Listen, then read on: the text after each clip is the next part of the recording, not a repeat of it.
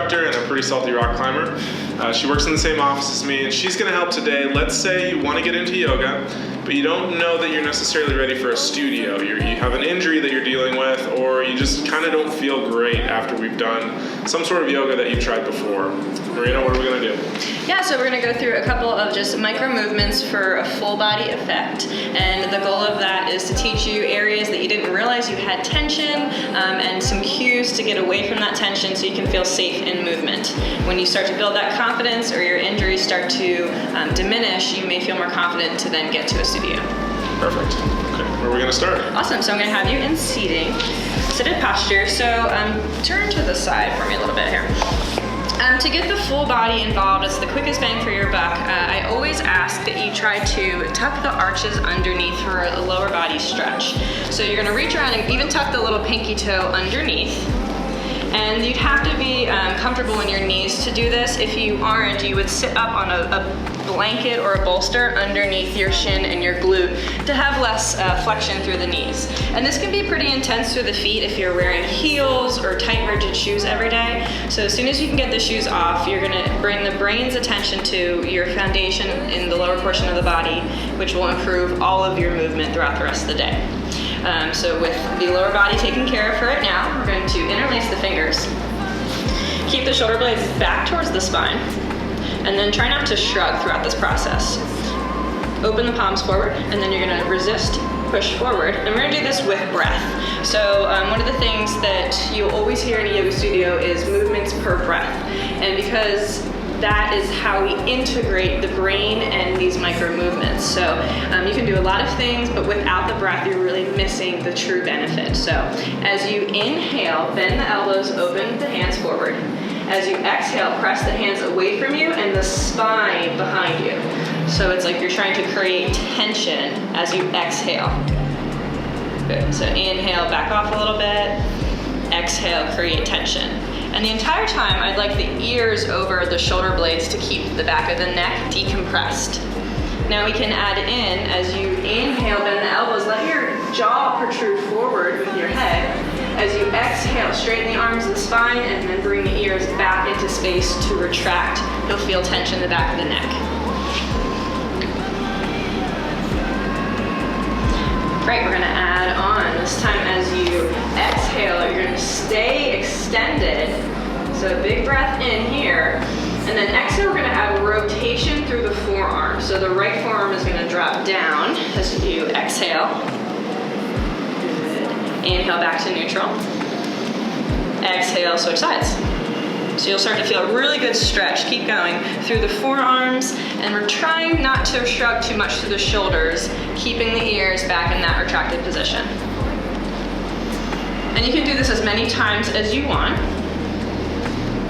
Good, and so now it's just a little bit of ribs mobilizing. It's also going to help release the forearms, but it's also releasing the brachial plexus is a string of nerves that comes out of both sides of your spinal cord and into the hands.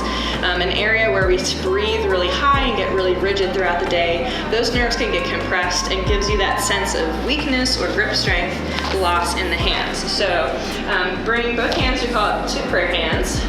Really strong pressure on both the palms. And then you'll start to feel a little bit of engagement through the shoulder blades underneath here if you're pressing well enough, making sure the shoulders are not chugged up.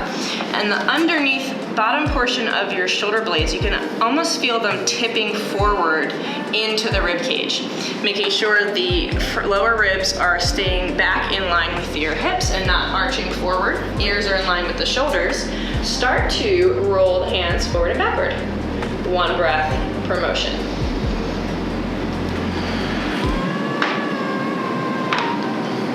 Good. If that feels too sharp on the wrist extension, wrist crease, go back into that one more time. At any point during these movements, you can come off the arches because this can get pretty intense. Yeah, go ahead to yeah, go ahead to the top of the foot. We'll work on that. So as you're pressing into the hands, if you have a really sharp bite through the wrists, make sure this humerus, this long bone, is coming back into the spine. And so you see how he just shrugged up? Make sure you don't shrug, but you can use your tricep muscle to just activate the arm closer to your shoulder blade. Good. And then of course, the higher your elbows are, the sharper it will be. The lower your elbows are, it will be less pinch there. Good. And then just a general yoga mobilizer, just gonna lightly roll, keeping contact at all times. And you can go both directions. Wonderful. Really good. Let's turn, face the crew. And so this is something called nerve flossing. It's definitely, we use this as a diagnostic tool as a chiropractor, but then we also use it as a rehab method to mobilize the nerves that come out of your spine and down all the way to your extremities. There's a lot of different variations of these. I'm just going to teach a couple pretty common culprits for hand pain, neck pain, elbow pain, shoulder pain. So you can take a seat however is comfortable for you if your arches are dying. I'll stay here. You can sit there, okay. We're gonna start with radial nerve. So you're gonna grab the fingers around the thumb, bring the thumbs up and look up as you breathe in. As you exhale, go skiing. Chin to chest, push the elbows behind you, and then flick the pinkies up towards the ceiling. Good, inhale, look up, curl the elbows back. Exhale, look down, go skiing. Good, really good. Take a break. So if you get any zing or anything that's too sharp through the neck, maybe you need to see a practitioner before you're ready to do this position. But kindly, slowly working through it with breath, you should feel safe enough to have tension, but not pain and discomfort. Okay, so the next one is for your median nerve, an area that people suffer from carpal tunnel. So for this one, palm is gonna come up and face your head. And then your ear is going to drop towards, turn your palm down into the head. So this will be breath in. Exhale, straighten the arm, drop the palm to the ground and look away. Opposite ear, opposite shoulder. Inhale, come in. Exhale, flip away. Beautiful, one more time. You will do this on both sides for a really symmetrical release. And relax, really good. And the last one's the hardest to describe, but basically you're gonna make a ring with your pinky and your thumb. If you are answering a phone upside down, you're gonna put that pinky and thumb on the outside of your lip as your head tilts in toward that hand. Breath in. Exhale, opposite ear to opposite shoulder. Straighten the arm, but flick the wrist down. So the palm should be facing behind you when you land, like that. Good. So inhale, come underneath. Try again. Starting point. Exhale, twist away, and then flick the wrist. Throw a ball behind you. Good. And if you feel like you need a little bit of a tweak in your own fascial plane, meaning like, oh, that's a good stretch, but I really feel if I turn my hand a little bit more, it'll feel really nice. You will become intuitive with these movements and add on your own specialties. Again, hit those both sides, especially in a yoga class. Last night I just taught this with my class. Forearm stance. It's really a restricted shoulder girdle in this position, so I love doing these nerve flosses and then showing people before and after what their forearm pressure looks like. And they have a lot more range and accessibility through that. Okay, let's go back on your side. Okay, so tuck the toes underneath one more time, if you can. And so now in a traditional yoga class, you see cat-cow in a lot of different positions. I really like teaching cat-cow in numerous regions of the spine. I'm a spine doctor. I like chiropractic for improving motion of different regions. So just sitting for cat-cow, you can do this anywhere. That's why it's really accessible. Starting with the pelvic motions first. As you inhale, dunk your pelvis forward like you're popping your butt. As you exhale, tuck the tailbone underneath. You'll feel good pressure on your heels. Inhale, arch forward. Good, and he's really rigid from here up. So his understanding and finding and learning motion just through the lower portion of his lumbar spine and pelvis. Good, as you add on, inhale, let the rib cage start to come forward. Great, as you exhale, comes back to neutral, tuck under through the pelvis. One more time like that. Inhale, one breath per movement. Good. Okay, a little bit more through the sternum. Exhale, push back like you're rounding like a cat. So now we're getting the thoracic spine involved, the lumbar spine, the lumbopelvic spine. Last thing is you inhale, look up towards the ceiling if this feels safe for your neck to get the cervical spine involved. Exhale, tuck the chin. Full body movement by movement release. Good, feel okay? Right from that position, hands are gonna go down. And you are going to start to walk down to your forearms first. So we've got the low body warmed up, we've got the spine warmed up, and all the fascial nerve movements of the upper extremity. So now we can put some weight on them and pretty quickly get into some strong stretches here. So you're gonna bring your hands together in palm center again. Good. Without moving your hips, walk your elbows forward as far as you can. Good. So this will look like a child's pose, but we're gonna turn it into puppy pose to get more of a mid-back and shoulder release, where a lot of people have tension, or maybe even if like you ever have a rib out, it's hard to breathe and expand through the rib cage. So right from here, you're gonna bring the hands, press the palms pretty strongly together, lift them up without keep the elbows on the ground, and bring this all the way up. See if your elbows can stay there as you touch the back of your spine with your thumbs. Breath in this pose is gonna really try to fill up the outer rib cage. Each time you exhale, allow your heart and your sternum to try to sink down closer to the mat. So you'll inhale, maybe get a little bit higher, exhale, sink. If you have great flexibility in this range and it's just not enough of a stretch for you, you can come up a little bit. Leave your feet where you are, but can you walk forward and let your hips come off the ground? So move up a little bit, move up a little bit. Great. And then return and sink to your depth through the sternum. And you'll feel a lot more of a stretch, right? Mm-hmm. Good. If you have any type of shoulder impingement, these positions can be a little tricky, so make sure you are still pushing down from the elbows into the ground so you're not collapsing through the shoulder. Most of this extension has to come from the spine and then lengthening through the shoulder girdle.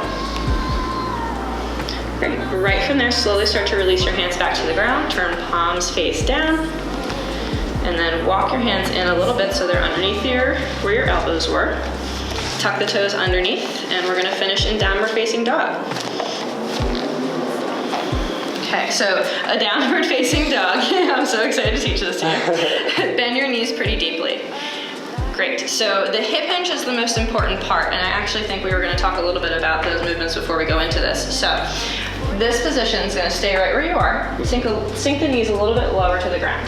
Good, so to prepare for down dog anyway, we should do these postures first. You're gonna pivot, so inhale where you are. Exhale, twist your right knee open to the outside of the mat.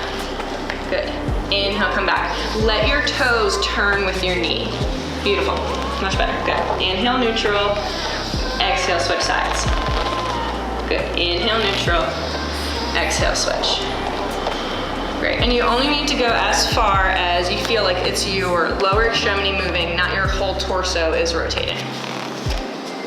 Good, so now let's do, trying to keep everything here pretty stable.